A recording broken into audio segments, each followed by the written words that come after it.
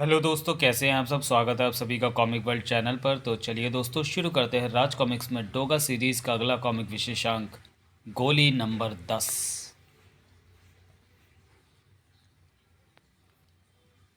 गोली नंबर 10। किसी अनाथ का जन्म भी माँ की कोख से ही होता है, मगर पनपने के लिए उसे माँ बाप की गोद नहीं मिलती, बल्कि कूड़े का ढेर मिलता है, जहाँ या तो उसे कुत्ते बिल्ली खा जाते हैं, या बदकिस्मती से यदि बच जाए तो अनाथालय मिलता है। अगर कोई गोद मिलती भी है तो वहाँ दुलार की बजाय दुत्कार मिलती है। सूरज एक अनाथ के दर्द को अच्छी तरह से समझता था। हाँ, क्योंकि मैं खुद एक अनाथ हूँ। भगवान न करे ऐसी अनहोनी किसी के साथ हो। जो अनाथों के दर्द को समझता है वो अनाथालय ज़रूर आता है। बड़ा बाप, छोटे छोटे बच्चे चॉकलेट्स, आइसक्रीम, अच्छे कपड़े, खिलौने किससे मांगेंगे। कहाँ हैं अनाथ बच्चों के माँ बाप जो उन्हें ये सब सामान मुहैया कराएंगे।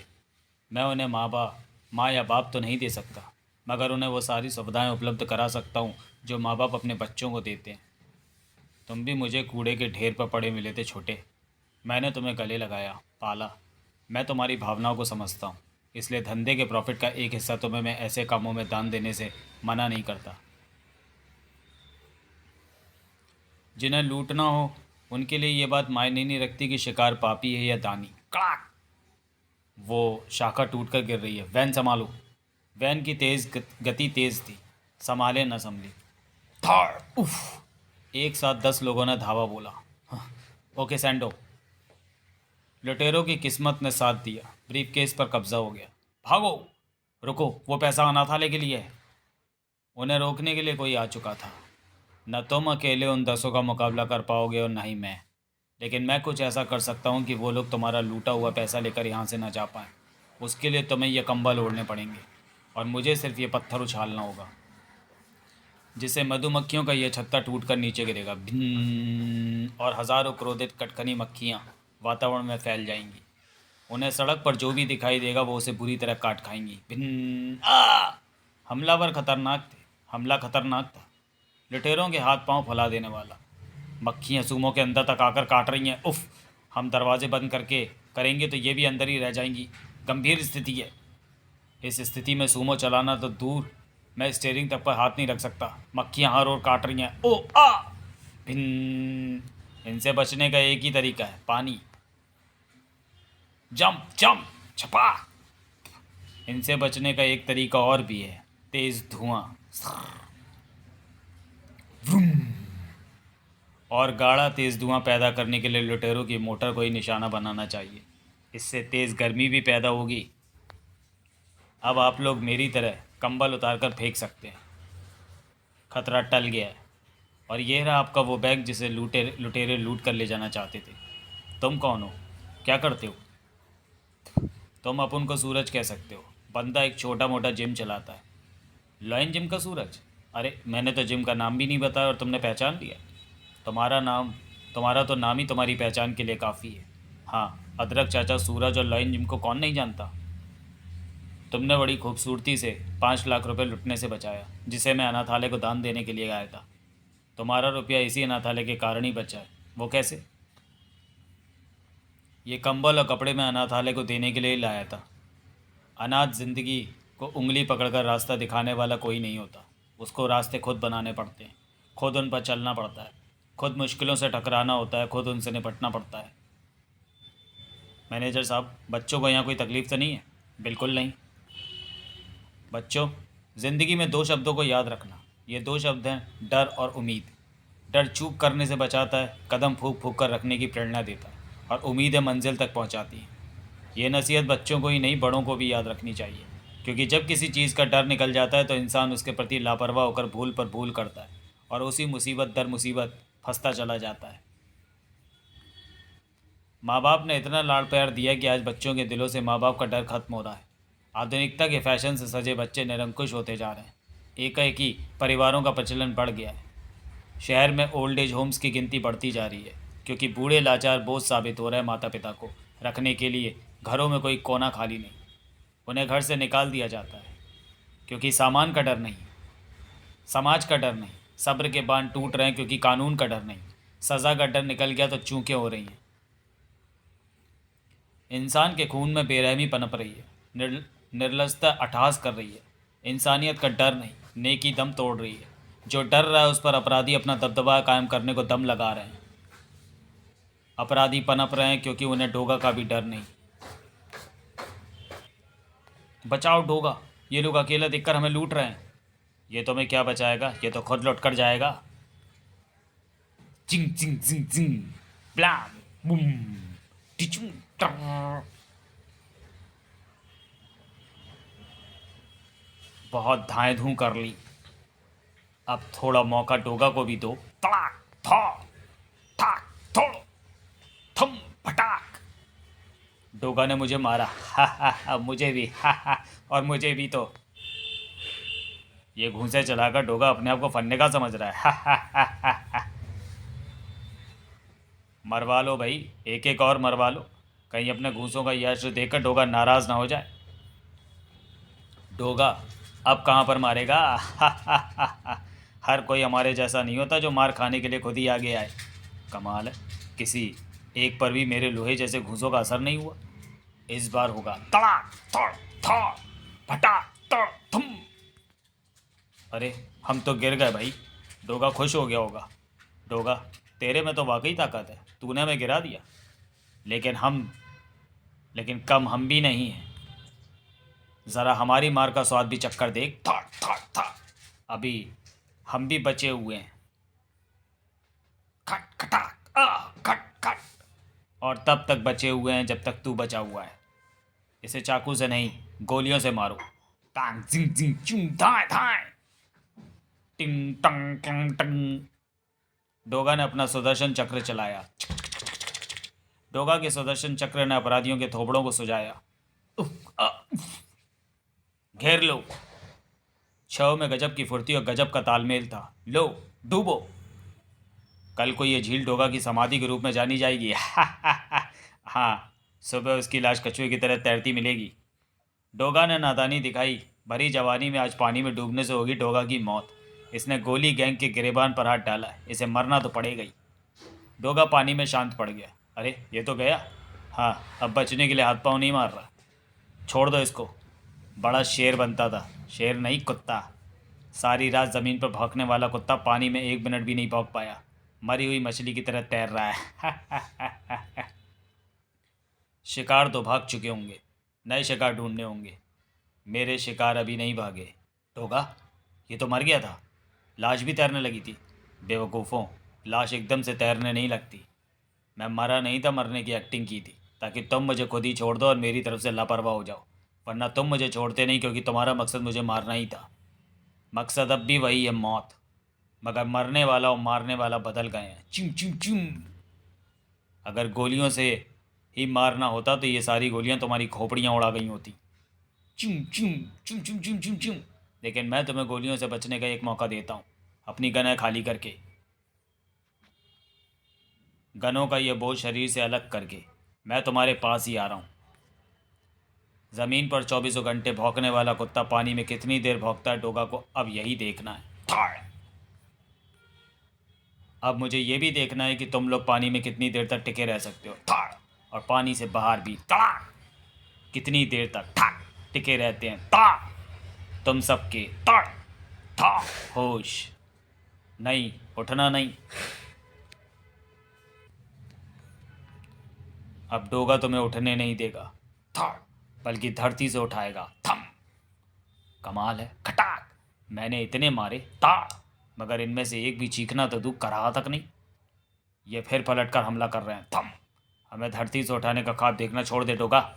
ये ख्वाब तो अगले 50 वर्षों में भी पूरा नहीं कर पाएगा। थम थम। लेकिन तेरे चक्कर में धमा चौकड़ी कुछ ज़्यादा हो गई और काम बिल्कुल भी नहीं हुआ। रात गुजर गई तो काम का समय ही निकल जाएगा। इसलिए फ़िलहाल इस मुठभेड़ को हम यहीं पर समाप्त करते हैं। छपाक। ओ नहीं। डोगा ने जल्दी ही पानी में से सिर बाहर निकाला। मैदान साफ है, वो सब भाग चुके हैं। वो लोग जेब कतरों और उठाई गिरोह के गैंग से ताल्लुक़ रखते होंगे। अजीब जीवट किस्म के बदमाश थे। उनका अपराध ऐसा नहीं था कि मैं उन्हें देखते ही गोली मार देता। शायद इसलिए मुकाबले की नौबत आई और खेल भी लंबा खिंच गया। अहम बात यह थी कि मेरी पावरफुल मार खाकर भी उनमें से कोई करहा तक नहीं। ऐसा कैसे हो सकता है कि मेरे प्रहार से बदमाश शटर से टकराया शटर तो टूट गया मगर बदमाश के मुंह से उफ तक नहीं निकली। डोगा गटर में उतर गया। इस बात में कोई ना कोई भेद ज़रूर है। मारो मारो मारो मारो इसको। हम लोगों की मेहनत की पगार को अपनी उंगलियों में थमे ब्लेड से सेकंडों में काट कर ले जाने वाले ये जेब कतरे जूतों के लायक ही हैं। इसके साथी तो भाग गए। थाड़ थाड़। बता कहाँ गए तेरे साथी? इसे पुलिस के हवाले कर दो। 2 डंडे पड़ते अपने साथियों के नाम पते उगल देगा। पुलिस के हवाले करेंगे मगर सूरत बिगाड़ कर। कमाल है, बड़ा ढीठ आदमी है। इतनी मार खाकर एक कराह तक नहीं फूट रही इसके गले से। मुझे तो ऐसे लग रहा है जैसे हम किसी जेब कतरे को नहीं बल्कि रेत के भरे थैले को पीट रहे हैं। इलाका इंस्पेक्टर सूर्य का था। मुझे मजबूर मत कर कि मैं तुझ पर एक छोटी सी पूछताछ के लिए पुलिस की 3rd डिग्री का इस्तेमाल करूं। मुझे अपनी गैंग का पता बता। आपको जितना मारना पीटना मार लो, पीट लो साहब, लेकिन मैं कह चुका हूं कि मेरा कोई गैंग नहीं है। मैं अकेले ही ये काम करता हूं। जल्दी। उफ, ये जेब कतरा तो बड़ा ढीठ है। मेरी इतनी मार का इस पर कोई असर ही नहीं लग रहा। लोगों से भी इतना पिटकर आया मगर दर्द का नामो निशान भी नहीं है। इसकी ये विशेषता गोली गैंग के आदमियों से मिलती है। इस बात को गोली गैंग से ज़्यादा कौन जान सकता था। लेकिन बड़ा बाप, वो उसी सैंडो गैंग का आदमी है जिसने हमसे अनाथालय के 5 लाख रुपए छीनने की कोशिश की। बड़ा बाप, सैंडो गैंग की हिम्मत दिन ब दिन बढ़ती जा रही है। उसके आदमी ना सिर्फ हमारे इलाके में वारदातें कर रहे हैं बल्कि हम पर भी हाथ उठाने लगे हैं। सैंडो गैंग के जेब कतरों ने हमारे इलाके में वारदात की। उनका एक आदमी पकड़ा गया है। उनको सबक सिखाना ज़रूरी है बड़ा बाप। हैरानी की बात यह है कि पीटर नाम का वो जेब कतरा लोगों और पुलिस की मार खाकर भी कराहा तक नहीं, और अभी तक उसने अपनी ज़बान तक नहीं खोली है। मुझे शक हो रहा है कि कहीं जैकब ने वो गोलियां दूसरे गैंगों को भी सप्लाई करना शुरू तो नहीं कर दी। ट्रिन। ऐसा कैसे हो सकता है? हम उसको अपनी कमाई का मोटा हिस्सा हफ्ते में पहुंचाते हैं ताकि वो गोली नंबर 10 किसी दूसरे को सप्लाई ना करे। फ़ोन बड़ा बाप ने उठाया फिर रखा। मेरा शक ठीक निकला छोटे। पुलिस ने पीटर के रक्त की जांच करवाई है। उसमें स्टेरॉइड्स और वो सभी दवाएं पाई गई हैं जो गोली नंबर 10 में इस्तेमाल की जाती हैं, जिनके सेवन से शरीर की नसें सुन्न हो जाती हैं और फिर जितना मर्जी मारो पीटो उन पर किसी तरह की मार का कोई असर नहीं होता। इसका मतलब जैकब ने हमसे धोखा किया। वो दूसरे लोगों को भी गोली नंबर 10 बेचने में लगा है। जैकब को तो हम समझा लेंगे, लेकिन पहले सैंडो को समझाना होगा ताकि वो हमारे रास्ते से दूर हट जाए। ये काम तो मुझ पर छोड़ दो बड़ा बाप। मैं वकार असलम को साथ ले जाकर सैंडो को अपना इलाका याद करवा दूंगा। लेकिन ये वकार इत्यादि अभी तक लौटे क्यों नहीं? हमें डोगा मिल गया था बड़ा बाप। डोगा? हाँ छोटा बाप, डोगा हमें मामूली बदमाश समझकर लड़ रहा था, वरना सीधे ही गोली से उड़ा देता। डोगा का जवाब भी गोली नंबर 10 ही हो सकती है। लेकिन पहले मैं सैंडो गैंग को सबक सिखाऊंगा। अपने और साथियों को इकट्ठा करो। सैंडो को छोटा बाप के आने की खबर लग गई। सैंडो, छोटा बाप अपने कई आदमियों को साथ लेकर इधर ही आ रहा है। ओह, एक ना एक दिन तो उसको इधर ही चाहना ही था। अपने साथियों का इकट्ठा कर और गोली नंबर 10 की बोतल ला। जल्दी। गोली नंबर 10 अपने सब आदमियों में बांट दे जकीरे। जल्दी कर। आज सैंडो निर्णायक लड़ाई लड़ेगा। छोटा बाप ने सांप के बिल में हाथ डाला है। उसको बताना होगा कि सैंडो नाम का ये जहर कितना खतरनाक है। जहर कितना भी खतरनाक क्यों ना हो सैंडो, मगर वो चढ़ता डसे जाने की परी है। और मैं तुझे और तेरे आदमी को डसने का कोई अवसर नहीं दूंगा। आज गोली नंबर 10 भी तुझे बचा नहीं पाएगी, क्योंकि बंदूक की गोली के आगे उसकी कोई औकात नहीं। चिंग धा धा धा चैंग। कांच गोली से ज़्यादा खतरनाक साबित हुआ। साए साए खचा खच खच। सैंडो छोटा बाप से ज़्यादा चालाक व खतरनाक सांप साबित हुआ। सैंडो जब झपटता है तो उस डसे बिना नहीं मानता छोटा बाप। था साए था था था। सांप इसी खुशफहमी को मन में पाले नेवले पर झपटता है, मगर हर कोई जानता है कि सांप और नेवले की लड़ाई में जीत नेवले की ही होती है। खच। इस बार जीत नेवले की ही होगी। ता ता थो ठक ता ता थड़ था। इस बार जीत सांप की होगी। वास्तव में तुम सब लोग ही जुर्म की बाम्बियों के जहरीले सांप हो, और सांप को देखते ही मारा जाता है। चिंग चिंग चिंग चिंग। डोगा, ये तो डोगा है। चल पलट। डोगा पीठ पर गोली नहीं चलाता। छोटा बाप के पलटनी डोगा चौंक पड़ा। तुम मुझे देखकर चौंक क्यों रहे हो? क्योंकि मैं सपने में भी नहीं सोच सकता था कि अनाथालयों में बड़े बड़े दान करके अपना कद एवरेस्ट से भी ऊंचा कर देने वाला तुम्हारा जैसा इंसान अपराध की दुनिया का छोटा बाप निकलेगा, जो जेब कतरों के गैंग का सरगना है। लेकिन तुम ये सब कैसे जानते हो? जब सेंटो गैंग तुमसे 5 लाख रुपए लूट कर भाग रहा था तब वो मेरी गोलियों का निशाना बनने ही वाला था कि इतने में उस नौजवान ने मधुमक्खियों को उड़ाकर गड़बड़ी कर दी। तभी मुझे पता चला कि तुम 5 लाख रुपए अनाथालय को देने वाले थे। दान महात्माओं का कार्य क्षेत्र है छोटा बाप। उस समय मेरा सिर तुम लोगों के प्रति श्रद्धा से झुक गया था। अब तुम्हें इस रूप में मेरा मन स्वीकार नहीं कर पा रहा है। अगर किसी के मन मन के किसी भी कोने में कोई अच्छाई दबी है तो वो उसे पाप के रास्ते पर नहीं जाने देगी। तो मैं पाप के रास्ते पर चलते देखकर मुझे हैरानी हो रही है छोटा बाप। क्या कभी सोचा है कि अनाथालय को अपने पैसे से संरक्षण देने वाले यही तुम्हारे हाथी कई नए अनाथालयों की नींवें भी रख रहे हैं? क्या मतलब? तुम्हारे गैंग के लोग जेब तराशी, लूटपाट, पठाईगिरी इत्यादि जैसे धंधे करते हैं। जरा सोचो, महीने भर सुबह शाम तक मेहनत मशक्कत करने वाले लोग जब अपने परिवार का पेट भरने के लिए अपनी तनख्वाहें लेकर बसों में सफ़र करते हैं और जेब कतरे उनकी जेब काट लेते हैं तो उन पर जैसे पहाड़ टूट पड़ता है। तनख्वाह के उस पैसे से किसी बाप ने बच्चों की फीस भरनी होती है, किसी ने महीने भर का राशन भरवाना होता है, किसी ने दवाएं खरीदनी होती हैं। पिछले दिनों ऐसे ही एक बाप ने जेब कटने से दुखी होकर आत्महत्या कर ली थी क्योंकि उसे अपने बच्चों की भूख ने व्यथित कर दिया था। और इस सब के जिम्मेदार तुम हो। छीने हुए पैसे में दया नहीं, बद्दुआ होती है छोटा बाप, और बद्दुआएं लेकर कोई इंसान सुखी नहीं हो सकता। डोगा, मैंने कभी इस दृष्टि से सोचा ही नहीं। डोगा, क्या तुम मुझे प्रायश्चित का एक अवसर भी नहीं दोगे? मैं ऐसा तुम्हारे हाथों अपनी मौत के डर से नहीं कह रहा डोगा, बल्कि मैं ऐसे कई गैंगों को जानता हूँ जो ऐसे कामों में लगे। मैं चाहता हूँ कि मैं ऐसे लोगों को भी रोकूं, और सबसे पहले तो मुझे बड़ा बाप को ही रोकना होगा। बड़ा बाप खुश हुआ। बड़ा बाप, डोगा तो आज मुझे मार ही डालता, मगर मैंने उसके सामने सुधरने का ऐसा नाटक किया कि डोगा भी कच्चा खा गया। डोगा भाषण देकर मुझे इम्प्रेस करने की चेष्टा कर रहा था। उसे शायद पता नहीं कि आज की दुनिया में पैसा ही सबसे बड़ा सुख है। पैसा चाहे मेहनत का हो या चोरी का, उससे कोई फ़र्क नहीं पड़ता। और दान का महत्व भी घटता नहीं, उसका पुण्य कहीं ना कहीं काम आता ही है। अब देखो, मैं डोगा की बंदूक के आगे से सही सलामत बचकर निकल आया। ये दान की तो महिमा है। बड़ा बाप, मेरे साथी मेरे सारे साथी डोगा ने मार दिए थे। हालांकि मैंने गोली नंबर 10 भी खा रखी थी, लेकिन इस गोली का इस्तेमाल पकड़े जाने पर पुलिस और भीड़ के बीच असरकारी है, क्योंकि वो लोग सिर्फ पिटाई लगाते हैं और गोली नंबर 10 मार खाने की क्षमता बढ़ाती है। मगर डोगा के आगे ये गोली बेअसर है, क्योंकि वो तो सीधे गोली मारता है। इसलिए उस और डोगा के आगे नाटक करना मेरी मजबूरी थी। लेकिन अब कुछ दिनों के लिए हमें अपना धंधा बंद करना होगा, जब तक कि डोगा का ध्यान तुम्हारी ओर से हट नहीं जाता। कुछ दिनों के लिए ने बड़ा बाप, हमेशा के लिए। चिम बड़ा बाप, मैंने तुझे सुधरने का एक अवसर दिया था छोटा बाप, मगर तूने वो अवसर गंवा दिया। मैं यहाँ कभी ना आता अगर मैं उस वक्त तेरी आंखों में सच्चे प्रायश्चित के भाव देख लेता। लेकिन उस वक्त मैंने तेरी आंखों में मक्कारी की मीनारें लंबी होती देखी। मैं समझ गया कि तू मुझे समझाने की चेष्टा कर रहा है। तब भी मैं चाहता तो तुझे वहीं गोली मार देता, मगर तब ये बड़ा बाप भी तो बच जाता। इसलिए मैं तेरा पीछा करता हुआ यहाँ आ गया। तड़ाक! दोगा, तुझे एकदम से बंदूक की गोली से नहीं मारेगा छोटा बाप। तुझे गोली नंबर 10 खाने का मौका दे रहा हूँ। आखिरी बार चाहे जितनी गोलियां खा ले, मगर फिर मत कहना कि डोगा ने मौका नहीं दिया।